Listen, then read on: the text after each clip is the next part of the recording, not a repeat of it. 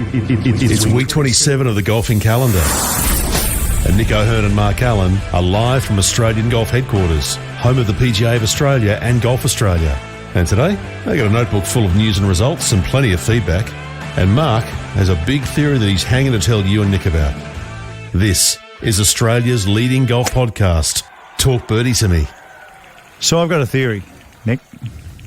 And I've been thinking about this for the last couple of weeks, and I'm now brave enough to wear it. All right, because I think this is going to happen. I think there's still life in Tiger Woods. And you know why?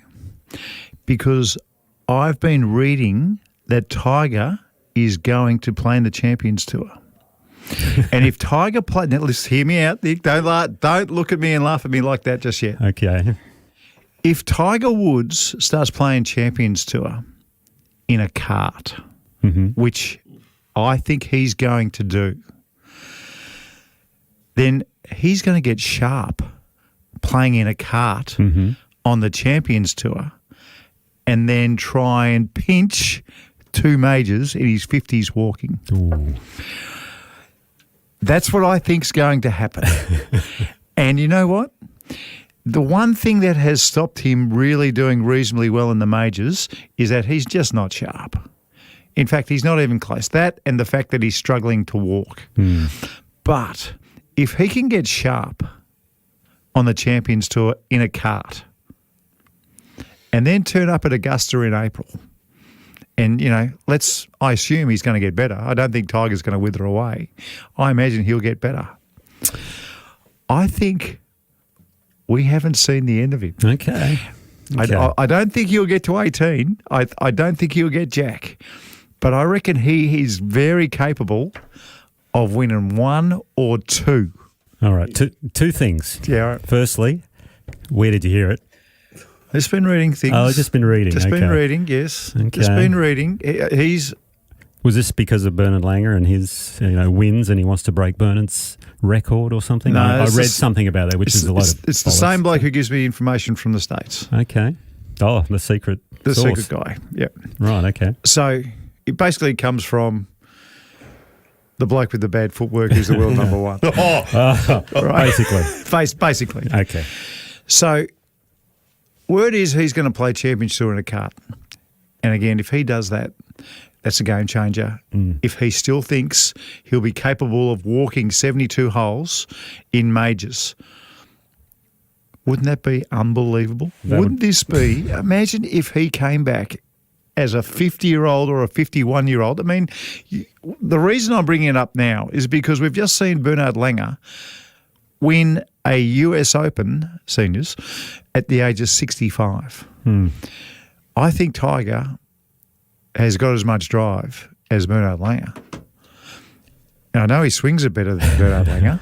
Yeah, for sure. And I know he putts better than Bernhard Langer. Yeah. And I know he's got a better short game than Bernhard Langer. So you're saying he's better than Bernhard Langer? I'm saying he's going to...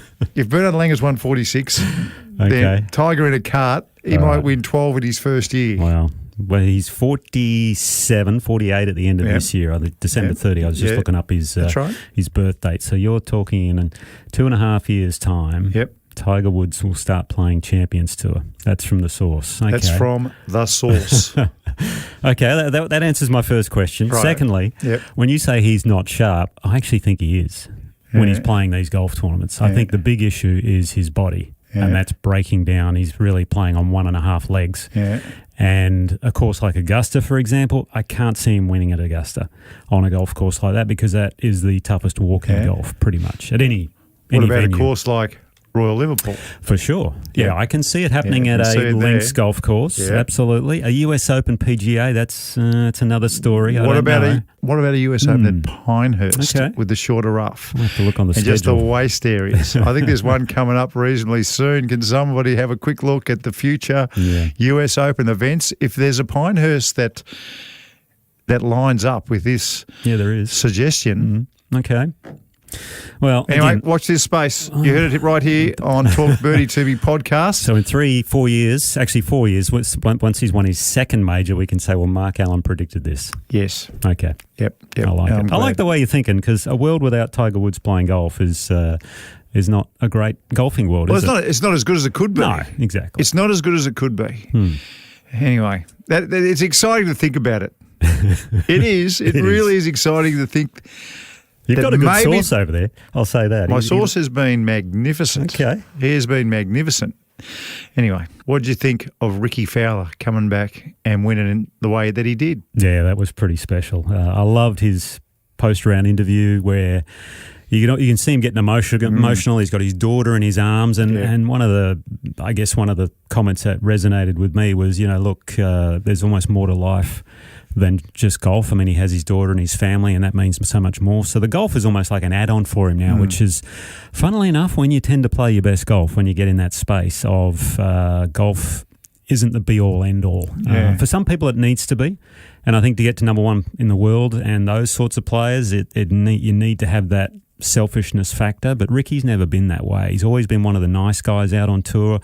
I've had a couple of dinners with him in the past, I mentioned before, and he is what you see on the TV. He's just a lovely bloke, swings it incredible, went through some peaks and troughs there. Butch Harmon's got him right back on track. You mentioned about his swing. He's much more better, on plane. Much better this week. Yeah, he didn't quite have it going in that final round, and he had his chances on that back nine, the 2 par 5s, which he didn't birdie. Yeah. But what an 18th hole he played, that final hole where you could see he tugged his drive, got away with it a little bit, didn't go down into the hazard, but you can still play out of that hazard, but what a shot into the green. How big was it to win straight after the disappointment of the US Open not winning? I think that's huge, actually. Yeah, even though he said, look, if it's not now, it'll come, I think the sooner you win or the sooner you get over that hump after a big disappointment, because I'm sure he would have been disappointed after the US Open. He did mention that. And if you're mentioning it, it did hurt a bit. Yeah. And the sooner you get over that hump and you get that victory, wow. I mean, look out now, because he's playing some of the best golf in the world. He's like number 6 on strokes gained or something like that from tee to green at the moment. Yeah. And he's making a very good run. And, we can talk about this as we go along, but I think he's got a great chance to be on that Ryder Cup team now. Yeah, I'm just so glad he's cashed in on this form wave that he's on. It's just really important. And it's important because he's been in the wilderness. Now, I'm thinking of your career, and I followed it closely because I was very jealous of you making all that cash. But I've always been jealous of your hair, so we'll go. That's something. Jeez. I was trying to think of your career. Did you ever have a low point? Because to me, you were just a human ATM. You just chugged along and just ripped cash out of the PGA Tour. Yeah, at the end of my career, I had a low point because I didn't get my status back. But that was at the point where I was kind of looking at stepping away from the game anyway. I was very consistent, as you said, but I had patches where I should have won and I never did. What was that like? That was tough to front up to the media because I'd get asked every week, look, you're playing so well, why haven't you won? Why haven't you won? One of the comments in the US was they said to me, you're top 20 in the world, Nick. How can you justify that ranking since you haven't won over here on the US? I'm like, well, I see it as a bit of a compliment because it means I must be playing pretty steady golf. At the same time, of course, I'd love to have won. I mean, more, wouldn't we all? But unfortunately, I can just count the wins on one hand, and I would have loved to have gone into the fingers and toes and all that and on all the other hands. So you felt it as a non-winning lefty from Australia. Could you imagine the focus and what Rickie must have been feeling each time he fronted up and reading, where's Rickie gone? What's his swing doing? Is Butch Harmon's, is his teaching come good? To me, it's a real victory for a couple of reasons. One, it just shows you the talent because not many lose it and come back. For sure. Not to the point where, they come back and they drift along. He never really lost it, though. I mean, he was obviously one of the best players in the world for a while. When you lose your game, you go out to well over 500 in the world rankings. I'm not sure if he ever got out to there. He might have been in the 150, 200 range or something like that. He was qualifying for US Opens. Yeah. Well, he was first reserve last year, wasn't he? Yeah, that's right. He was the alternate standing on the tee, and then this year he's in the final group on the last day. So you can imagine someone like Rickie Fowler, the pride, of turning up to qualifying. We saw Sergio do it, which was just sensational. I thought that was one of the great things. One of the real highlights of this year was Sergio Garcia thinking enough of the US Open to go back and qualify. But I reckon for someone like Rickie Fowler with the cash and the money and the the charisma that he's got. I mean, so many fans. The front up last year and what we used to call a pre-chop, because really it's for choppers. Yeah. To go out and pre-chop and just miss, that must have stung a little bit. I'm sure, yeah. And some of the criticism over the last few years with Rickie has been the fact that he's the golden child as far as sponsorship goes. I mean, he has so many sponsors, it's ridiculous. So he's made so much money off the golf course. Now, to fulfill those commitments, you have to do a lot of outings, a lot of days, a lot of media advertising to keep those sponsors happy. Now, did that detract from his golf over those last few years? Perhaps. Maybe. Who knows? But if you listen to him talk and the way he has that life balance now, and the way he's really been progressing the last year or two, I tell you, look out for, I think, Hoylake. I think he's a great shot there as well. I mean, the way he's playing, he loves links golf coming up at the British Open, and we'll just have to wait and see. But one of the things I was looking forward to is Adam had one. He was on the final hole of another tournament. Why didn't someone tackle him? Where was the security guard? Right. Oh, I didn't think about that. Hey, can you do me a favour in your masterclass a little bit later? Yep. Colin Morikawa took a 9-iron at wedge distance. In the playoff hole. And I imagine it's because he didn't want it to do what Hadwin's did. Yes. Which was spin back. Can you please explain a little bit later how to hit that no spinner? Because most people listening to this would have really soft greens at this time of year in our country. Yeah. We're in the middle of winter, and if you are using a ball that spins, if you're a decent enough player and hit the ball well, it may well spin too much every once in a while, and I reckon it'd be a terrific one if you can get it up. I think this will be a masterclass for the better golfer in that regard, because a lot of people always want to spin the ball more, but this one we actually want to spin less. So I will do that. I bet it's really hard and really complicated too. I bet you. Hey, can we talk about Bernhard Langer? Because far away, 65 years old. He's now taken Hale-Irwin's record, so they were tied at 45. He's gone to 46 wins. He's 65 years old. He shot his age 3 times this year. They thought he was on the way to shooting his age halfway through the last round of a US Open at the age of 65. I mean, can you believe that? At one stage, he had a 6-shot lead. I think it was with 6 holes to play. Now, he didn't win by that. What did he win by 2 or 3? He won by 2, yeah. Only won by 2 or 3. So cruised home, made a few bogeys on the way home. But to play that level of golf for so long, a couple of US Masters, Ryder Cup hero for Europe, came to Australia and played so well. I'll always remember his hole he won on the 12th at Huntingdale on his way to winning. And then not long after, that was in February, 2 months later, he went and won at Augusta, and he credited Huntingdale's victory in the gold jacket to one of the reasons why he felt so confident coming back overseas and doing the job at Augusta. So he's been an amazing player for a long time. He turned professional at the age of 15.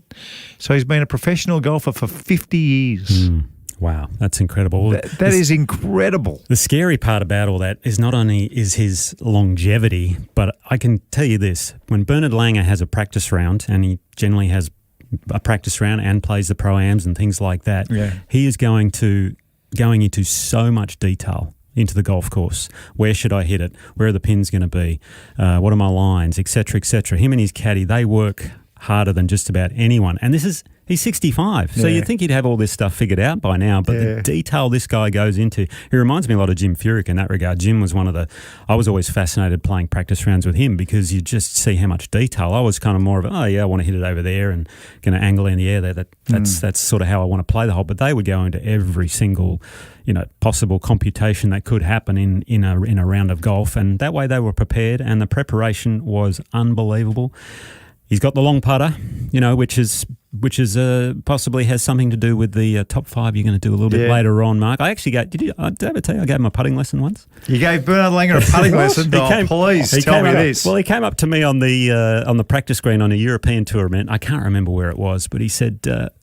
So he's watching you, obviously, with the long putter. He says, can you show me how you do all this? What do you do when you putt with the long? And I kind of explained it and all that. That's a huge compliment, Nick. Yeah. Well, that's a big compliment. I'm not sure how much he took into it because he kind of has it on his chin, whereas I had it on my chest. But we were just discussing the varying ways. So what were you telling him? I just sort of said, he said, how do you anchor it? What are you feeling? What are you swinging it with, more the shoulders or just the arms? I said, well, I like to swing more the shoulders. And if you watch Langer, he loves to swing the hands and he's just a handy putter. That's just the way he likes to do it. So he's always looking for different ways to improve. And going back to that longevity factor, I mean, I always used to call him BMW because it was just pure German engineering. So that was my nickname for him. So.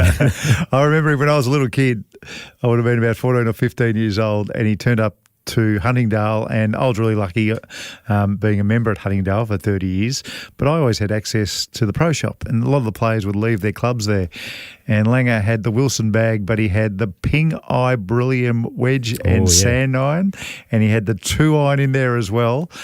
And as soon as that week finished, I was caddying for David Ferrity that week, and Ferrity played really well, and I had a pocket full of money.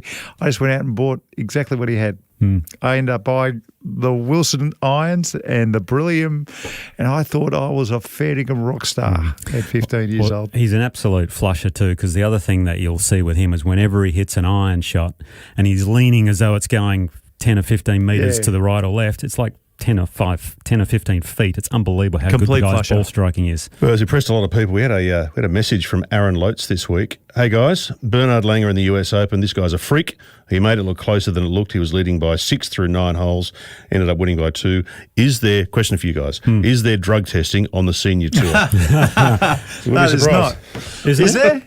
There wasn't the big tour. Yeah, you guys were. You guys were peeing into a cup there for a little while. Yeah, once a month typically. Every now and then, a little more. Where'd often. they get you? After a round, or as soon as you walk off 18, before you get to the scorers, they'd give you, or as you come out of scorers, they tap you on the shoulder, and you just hope. And what I used to do, and funnily enough, a lot of the players started doing, is you wouldn't go for a leak with 2 or 3 holes to go. You kind of have to hold it in, unless you're really busting. But because you go, oh gosh, I just went, and then you'd have to wait, and they'd follow you wherever you went. Yeah. So Bernhard Langer beat Hale Irwin's record of 45. Yep.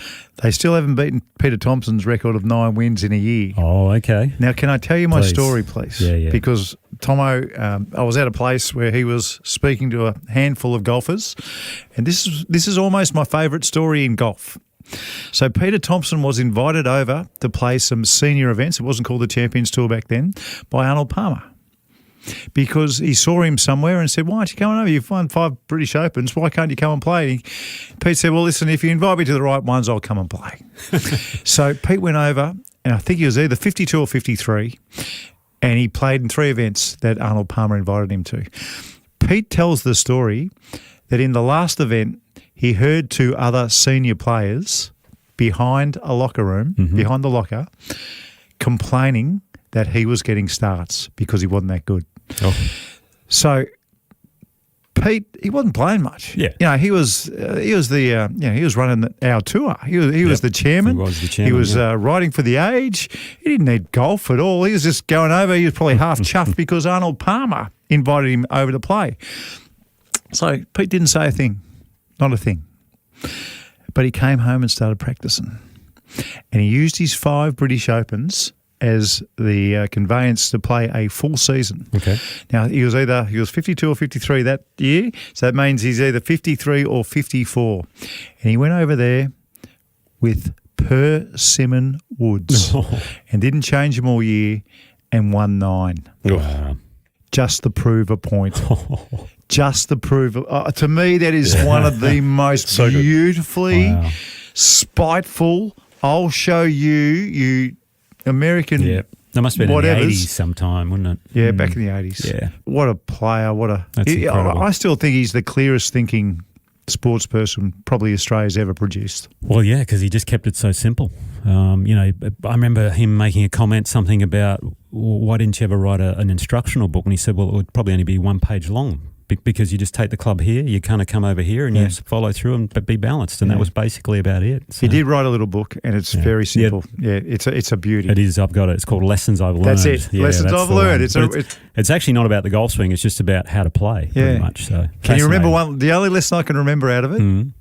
I remember it being a very good book, but the one lesson I remember out of it is that he thought being a right-eyed person putting right-handed was a disadvantage. Oh, okay. He seemed to think if you're a left-eyed person putting right-handed, you had the advantage. And that's the Rory that's the Rory McIlroy thing that you've been talking about lately, just tilting the head to use your right eye to see where it is. Yeah, but I'm right-eye dominant and I tilt. Anyway, that's a whole other you're story. right-eye dominant and you're putting left-handed. No, right-handed. I putt right-handed. Yeah. Oh, yeah, that's right. I forgot you're How's right. the handicap going, by the way? Yeah, I still got to register with Golf Australia. So Nico, who's right-hander? That's right. Yeah. We need to get to a break. The halfway house is beckoning. We've got that much to go through. We've got a top 5. We've got results. We've got your masterclass, and we've also got a couple of callers we need to get to as well. So busy back 9. Like the podcast? Oh, maybe tell a friend. Drop them a text or share it on your socials. This is Talk Birdie to Me with Nick O'Hearn and Mark Allen. Righto, Nick, get your driver out. Let's attack this back 9. We've got stacks to get through. Results, a couple of callers, feedback, top 5. In honour of Bernhard Langer, I'm going to do my top 5 professional golfers with the yips, with a case of the yips. Nice. And then your masterclass on wedges that don't spin too much. That's correct. Oh, this is your area, the results. What do you got for me? Well, we've got a few actually this week. In that Rocket Mortgage Classic, which Rickie Fowler won on the PGA Tour, we had an Aussie who finished tied 17th, Cam Davis, won there a couple of years ago. He was the only Aussie to make the cut, unfortunately. He's starting to turn into the new human ATM. He's taken your mantle. Yeah, he loves those soft courses too because of the nice high ball flights, like throwing darts out there. On the DP World Tour, a great win by New Zealander Daniel Hillier, who won the Betfred British Masters, hosted by Nick Faldo, and I'm not sure he's the most popular host over there. And at the Belfry, wasn't it? At the Belfry, yeah. Famous course. That's where I started with Wilbur, my caddy. Oh, that's where you picked him up? That's where I picked him up, yeah. My wife was caddying for me, and, there was this particular stage about a year and a half into our European tour sojourn, and she said, look, if we're going to stay married, we need to find a proper caddy. So we're looking around. That's fair enough. Wilbur's guy, Gary Evans, missed the cut. He came to caddy for me on the weekend, and away we went. Wow. So, anyway. Gary Evans is a good fella. He must have been dirty that you stole his caddy. No, they amicably split. Split. Yeah, they split. Gary was a good guy. He was Did you like Gaz? Yeah, he was a good I always guy. got on fine with Gary. Good player. Almost won a British Open too. That's right. But Daniel Hillier, he went eagle, birdie, eagle on 15, 16, 17 and then hold a brilliant 8-foot putt on the last hole to win by a shot. And his good mate, Minwoo Lee, who was also playing the tournament, was standing behind the green clapping him, which was an awesome sensational. thing. Minwoo finished tied for 15th, by the way, so a good result there for him, travelling across the pond because he's been playing quite a bit in the US. A couple of other results. Anthony Quayle on the Japanese tour, tied 2nd. Great result over there for him in the Sega Sammy Cup. He's doing well on the Order of Merit now. How old's Quayle now? 46, 47? No. How old? Quayle? 40. No, he's got to be in his 30s. Is he? He'd have to be. He's only young. Apologies. I'm thinking late 20s, early 30s. Apologies to Mr. Quayle. Late 20s. I'm thinking late 20s. He is not. Okay. Well, we'll get Dan to look that up as we keep talking. 47 to late 20s, isn't it? Jeez. But you blokes know what you're talking about. Sorry. Hang on, he started Anthony, if this gets back to you, I apologise. No, anyway, all good. Unless you are 47. And then just an unusual result, which I quite liked, on the Ladies European Tour. Spain's Carmen Alonso won her first tournament in 251 starts. Good on her. 19 years she'd been playing, so well done. And then also to satisfy our good mate Andrew Leonard, we've got to talk about the live golf. Do we have to? Taylor Gooch. Three times. Wins. All right, I'll put a question to you that I know he'd want to ask you. Yeah. If he wins 3 times on live, and we've got a Ryder Cup coming up, where live players are now pretty much welcomed. Apparently. Only 6 qualify, 6 picks. Is he a Monty to be picked with 3 wins on live? That's a good question. I like his game. I mean, I've watched some of them. I do too. I've watched him swing it, and he flushes it. Obviously, he's got Mel Baker on the bag, who's overtaken you in career earnings. Now, we're going to keep that quiet, you mongrel. So if you're trying to work out what that is, Mel Baker caddies for Taylor Gooch. Taylor Gooch has won $12 million in prize money at least. At least, yeah. And Malcolm Baker's won 10% of that. So Malcolm Baker has made $1.2 million US in 3 events and gone past my career earnings, which is really disappointing. Yeah, I'm hurt. Oh, that's okay. But I'm bleeding. That Ryder Cup is going to be a tough one for Zach Johnson because the players that are already in are Scheffler, Clark, Koepka, Xander, Cantlay and Homer, and I think Rickie must be about in now, I reckon, as well. Be close. He must be very close. So who do you leave out? Because you've also got Taylor Gooch and Bryson, who's actually playing well. He shot a third round. I was going to say a second round, 63 at Valderrama. Pretty strong course, Valderrama too. Yeah, I've played a lot of Volvo Masters there. It's quite an event. It looks like a golf course you want to play, to me. Not many of them make it on the European Tour to want to play basket, but Valderrama's one of them. Got some great wines around that area too, so it's always a good reason to play there as well. But another good win there for Taylor. So and also, by the way, this coming week, US Women's Open Pebble Beach. Yeah, huge. That's going to be massive. Cannot wait. Actually, I cannot wait to see how the girls play the course. Yeah, the sixth hole. Like I have trouble hitting the fairway wood up. Yes, on the sixth hole. That's hard. It's a hard shot. Yeah. I want to see what they do. Because the closer you get, the harder it gets. That's in a right. way. The steeper you got to go up and the bigger the downslope you're hitting off. Yeah, that's a tough one. The sixth hole, I can't wait to see them how they play it. Anthony Quayle, what are you guys saying? Okay, you go. Well, I said 47, but can I bring it back to 42? 42, okay. What do you reckon? 27. Okay, well, I think you, Mark Allen, have got some apologising there. He is 28. Oh! 28. I apologise. You started with 47. I do, I apologise. I like him as a bloke too, so well, you got me thinking when you said 40. I thought, hang on, is he in his 30s? No, he can't be. We have to get him on the show. Get him on. Okay. He's a very likeable character. He's a lovely guy. So I do apologise. For a 47-year-old. Hey, we've got a caller. Let's get the Finn. All right. G'day, Finn. Mark Allen here and Nick O'Hearn. How are you guys? Hey, we're going really well. Now, you've sent us a little message on the back of what we're asking for last week, which is great. So we'd like people to call in and let us know how their game has improved or if they've got a friend whose game is improving. So what have you got for us?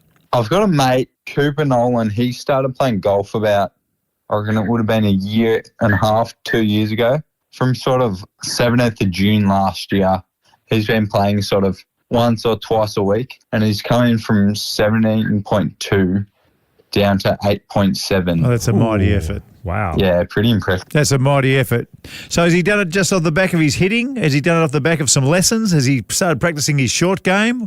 Or is it all Nick O'Hearn's masterclasses that he's been listening to? Sure has been listening to them as well. But he definitely got the golf bug because he started working at the House of Golf in Moorabbin about 6 to 9 months ago. Oh, maybe he's been hitting balls in the range nets and putting on their practice greens. Yeah, maybe. yeah. There you go. He's been hitting a few balls there, sending me a few videos and stuff, which has been good. Bernhard's really been enjoying it, and getting a chance to play with him every now and then is pretty cool too. And what about your golf, Finn? How are you playing? Yeah, it's going all right. Not too bad. It's on the up the last couple of months, which is nice. So, yeah, we've come in from 18.3 at sort of the start of March. I've played 7 rounds since then, and they've been flags every time, which is going to hurt the handicap when they come back around. So holy dooly. Come into 15.2, which is nice. So good on you, Finn. Thanks for letting us know about Cooper, mate. That's just fantastic. Thanks, mate. Perfect. Thanks, guys. Good on you, Finn. And if you've got a similar story, give us a yell. Get in touch with us on our socials, and we should be expecting a phone call next week. All right, time for some feedback, Dan.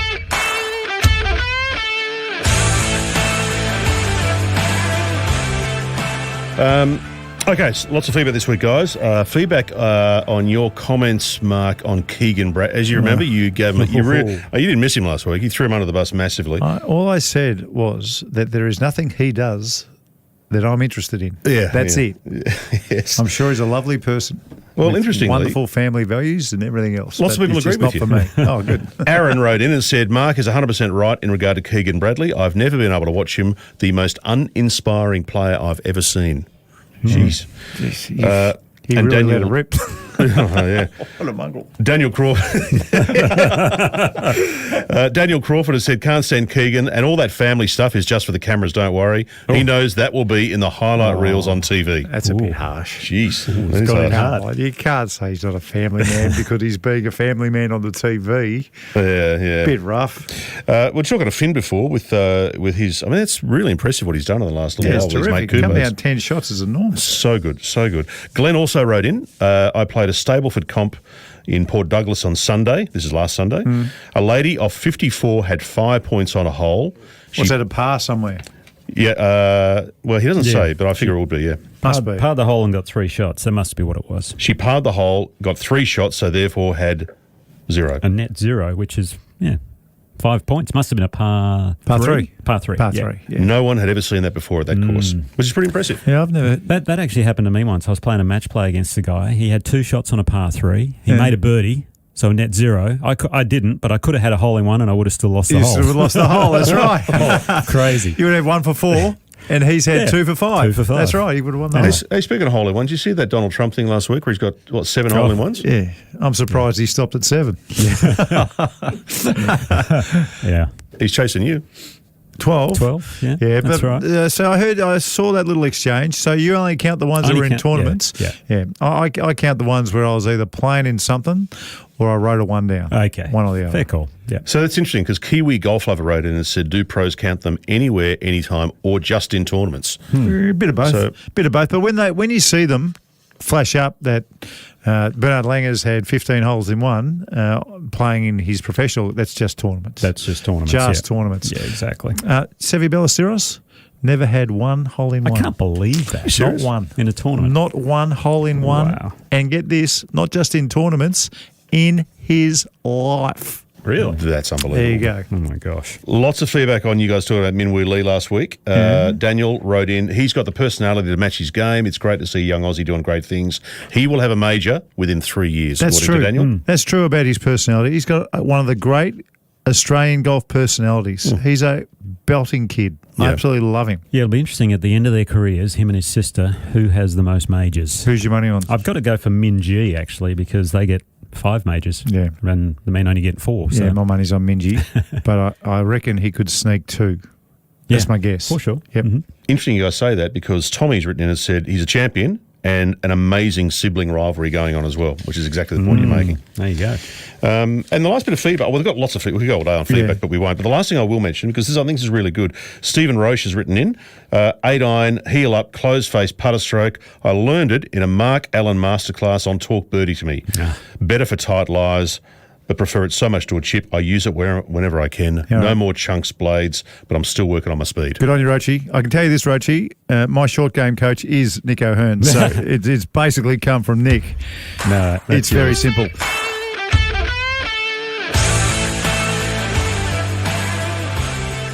Okay, it's time for the top 5. And on the back of Bernhard Langer, winning his 45th Seniors Tour event. 46th. 46, thank you. And the case of the yips that he had as a younger man was one of the greatest ever cases of the yips. I think he's gone through it twice, actually. Yeah. He might have gone through the yips 2 or 3 times. Maybe 3 times. So I've put together the top 5 most famous cases of yips that the game of golf has ever seen. Okay. At number 5, if you 8-putt the first hole at Augusta, there is no way you're not on this list. That was one of the craziest things I've ever seen. Did you watch it live or did you only see highlights? I saw the highlights and it was so much yibbity going on. It was hard to watch. I was sick in my stomach watching it happen because he had a whole 17 holes left to play. He had 17 more holes to go. It was an 8-putt, was it? I think it was 7 or 8. It was something crazy. Wow. Maybe it was a 6. I don't know. It wasn't a 4-putt. It wasn't a 5-putt. No. It was more. Sam Snead, if you end up putting side saddle, I don't care what's going on in your life, you've had the yips. That is. Okay. Imagine you're at that point. You're slamming Sammy Snead. Yeah. And you're putting side saddle? Did Bryson go side saddle for a little bit? Yeah, Or they he tried changed. it? Yeah, he tried to, but they wouldn't let him because they changed. They said they either changed the rules or they let him know about the rules that he wouldn't let him do it. You know where I also saw that style? From one of our top 5 movies, 7 Days in Utopia. Oh, you're joking. Ben Hogan makes this list. Reportedly, and I don't know this for sure, but most stories about Hogan are spot on. In his older days, when he was just playing golf for a bit of exercise, he refused to putt. How Really? sad is that? I heard... You hit the 6 foot most of your life, and then you don't even bother. I heard later in his career, might have been even in his playing days, he used to complain. He said putting should not be worth one stroke each time. It should only be worth half a shot. That's where he got to in putting. Yep. So that is, you're yipping it if you Bernhard Langer, he had the yips 3 times and still does what he does. Incredible. Ridiculous. And my number one, Okay. as far as I can tell, he only yipped 1 putt. But that qualifies when it's a putt to beat Jack Nicklaus at St Andrews from 2.5 feet. Oh, Doug Sanders. Well, that was one of the most horrifying yips we've ever seen. Yeah, that was a tough one. That was. Have you seen it? Where he actually bent down to pick something up and then went back, and you could see Trevino over at the side looking away, going, "No!" Telling people, it was unbearable. Yeah. And you know the story later on. People that ask him about it. Have you heard that one? Or No, go on. Please tell me. Many years, well, all throughout his career or whatever, people always asked him about that putt, and they used to say to him, "Doug, do you ever think about it?" He says, "No, I go, I go at least 5 or 10 minutes without thinking about it." You would too. Yeah. And then the put salt right into the wound. When Jack beats him in a playoff the next day, Jack Nicklaus throws the putter up in the air and it landed on his head. Oh, that's too good. Unbelievable. Hey, there's obviously degrees of yips. You guys ever had a bit of yip action going on? Yeah, I've had the yips. What happened to you? Just started missing 2 footers. And you know how I fixed them? I went to Ian Baker Finch. I said, Finchy, can you have a look at what I'm doing? And he goes, it's fine. I said, what are you doing? I said, I'm getting the heebie-jeebies over 2 footers. He goes, why don't you start practicing your 2 footers? Because as a pro, you never practice 2 footers. But he told me to do that. And guess what? I was right 2 weeks later. Good as gold. Amazing. But very humiliating, by the way, practicing 2 footers in front of people. Right. Doing a little drill. I was that's the only pro in the whole world who was practicing his 2 footers. Everyone practices 3 footers, just not 2 footers. That's You're right. Actually. Yeah, that's right. That's Ian Baker Finch helping. Yes. Yeah. Well, why do you think I'm putting right-handed? I don't believe that. No, actually, when I went from the long putter, when I stopped anchoring the putter, I went to the short putter. I didn't like unanchoring, so I started trying to putt short left, and I did it in a couple of tournaments, and I did yip a couple, and I thought, oh, this isn't pretty. But that's when I played that round of golf right-handed, and I felt like I putted so much better right, no yips right-handed. Just ridiculous. Speaking of the top 5, someone has got a little bit of feedback for us from last week's top 5. His name is Patrick. G'day, Patrick. How's the golf up there in Sydney? A little cold, but might be a bit better weather than Melbourne, but who knows? Melbourne all around probably has better courses. So tell me this. You've contacted us about the greatest ever shots hit in a US Open. You reckon you've got 1 to add or 2 to add? I reckon I've got at least 1 to add, and that would be Corey Pavin's magnificent forward to the last green, 72nd at the 95. US Open at fabulous Shinnecock. Bonus points. Who did he beat? Oh, no, don't know. Big blonde bloke. Oh, well, Sharky amongst other people. That's right. Yep. Well, there's another story, but Roger Miller had the call, and he said to Johnny Miller, after Corey had hit it, a shot of his life, Johnny. Yeah, I remember. Absolute goal. Now, was Corey Pavin that week, was he using those disgusting clubs, the Cleveland clubs with the anti-shank club. The anti-shank Cleveland. Oh, whatever that was. The Vass Irons. He was. They were the worst ever clubs to win a major. So he's done 2 things. Didn't he switch to the Vass after the US Open for a lot of money? Nope. No. Oh, okay. I reckon he was using them. Well, here's another. All right. Here's another thing about Corey I'll throw in. I reckon he played better golf when he had a moustache. Yeah, I think that's right. Yeah, I think that's accurate. Yeah. Yeah, he did. He did. He's one of the best putters in the world at golf, that's for sure. I saw him do one of the greatest up and downs of all time, maybe last year. He was behind a green. On the Champions Tour. Champions Tour. It was the most ridiculous chip. Did he hit? He had no backswing in like Cactus. Some creek or something. I don't know. Yep. Yeah, it was a long way and off. hit it to 2 feet. It was the craziest one. The craziest. It'll be on the best highlights of crazy chips ever hit. Well, the problem with the modern game, and I'm an old bloke. I'm 66. 2 months older than Bernhard Langer. So we can talk about him if you want to. But the modern equipment doesn't bring on players like Corey Pavin, and that is, I find, a great sadness. Yeah, well, the artistry's gone out of it a little bit for sure. Good on you, Patrick. Are we going to fit Patrick's Corey Pavin's Forward to the last at Shinnecock. Is it going to move anybody out of my top 5 from last week? I'm trying to remember who the other 4 were. It's a nice nomination, but I'm not sure it does. Pat, if I'm ever up in Sydney, I'll see if I can track you down. We can have a beer. That'd be lovely, because I did have a drink with Nick last year when he was up for the visiting for the Royal Sydney Cup, and it wouldn't have been beer. Hopefully he'll come back this year. That's right. Yeah, I played awful. So, I got the invite the other day, Patrick, so I'm looking at my schedule right now, but I need to play better than last year. But they serve some fabulous wine there, so that's always a good... Goodness me. That's a good little lure. Be lovely. We'll have a glass of that instead. Thank you, Beautiful. Patrick. Thanks for joining us. Okay. See you, mate. There he goes.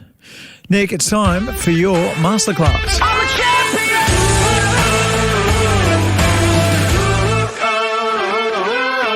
All right, thanks, Mark. Yes, you mentioned earlier the playoff at the Rocket Mortgage Classic where Adam Hadwin hit his wedge into the green, too much spin.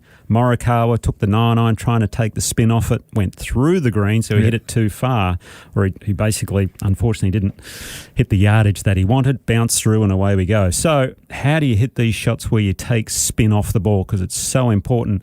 Rickie Fowler actually did it in the playoff. Not in the playoff, on the final hole. That's right.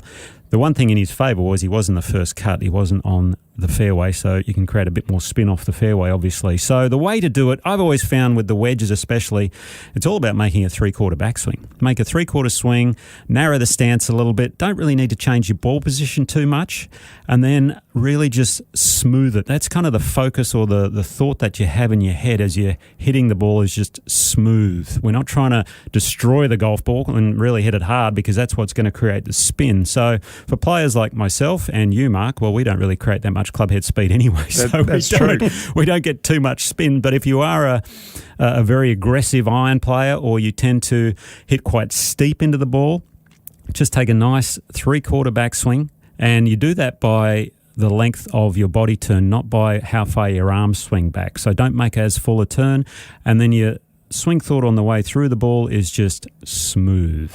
And that will take the spin off the ball, and you won't jazz it back 20 feet or so like Adam Hadwin did. Just do a little bit of myth busting for me. Less divot, less spin. Yeah, I would say that too, for sure. A little shallower is a good way to do it. If you are like an Andrew Leonard type, for instance, who comes into the ball fairly steep, you could move the ball position up a little bit more. Quite a way up, I'd suggest. Sorry, Lenny, but we love you on this show. But I'll do a little bit of a video and pop that on the socials later. Okay, I've just had a quick look at the US Open next venue, Pinehurst, where Tiger's going to win the US Open. Too early. 2029. 2029. Okay, there you go. Not bad. How old is he going to be? 52? Yeah. It's a possibility. It's a possibility. Wingfoot, 53. no. Yeah. Pebble Beach, no. Shinnecock, maybe. Mm-hmm. That's in 2026. That'll be his first US Open back. Okay. Out of the cart. Well, he's actually got to play. I want to see him play Champions Tour golf first, so we'll see. I don't reckon he ever thought he'd be a Champions Tour golfer, to tell you the truth. Well, okay, I'm going to throw this one out here for you as well. Righto. Will Tiger Woods and his son Charlie ever play in a tournament together that's not a father-son event? Yes. Absolutely. Okay. The second he turns pro, they'll be playing in the thing that, the 4-ball championship that they play. Oh, yeah, Absolute I know. But certainty. I'm talking, do you think Charlie Woods has the game? From what I've seen, his golf swing is as good as anybody's, from what I've seen. Yeah, well, just on this, I really rate what Tiger has done. I really do. Because Tiger hasn't given this kid the big clubs. Yep. He's making him play with blades. He's making this kid find that tiny little sweet spot, and I'm sure that's holding him back a little bit. I can almost guarantee that most of these other kids have got the big clubs, the big woods. They're probably bigger than Charlie is. He hasn't popped yet. What I've seen of his golf swing, my God, it's as good as I've ever seen for a 14-year-old kid. Yeah, but golf swing-wise, there are so many talented kids out there, but I think from the mental standpoint, you're not going to get any better training from one of the greatest, obviously, in that regard as well. So I think from what I've seen and knowing Tiger and having played with him and how he goes about his business, he's giving his son a lot of lessons that are invaluable on the golf course. It's pretty remarkable that we've spoken about Tiger Woods twice in this podcast. Yeah, true. Ridiculous. Anyway, I hope he does win another major. I'll see you next week. All right. Cheers, mate.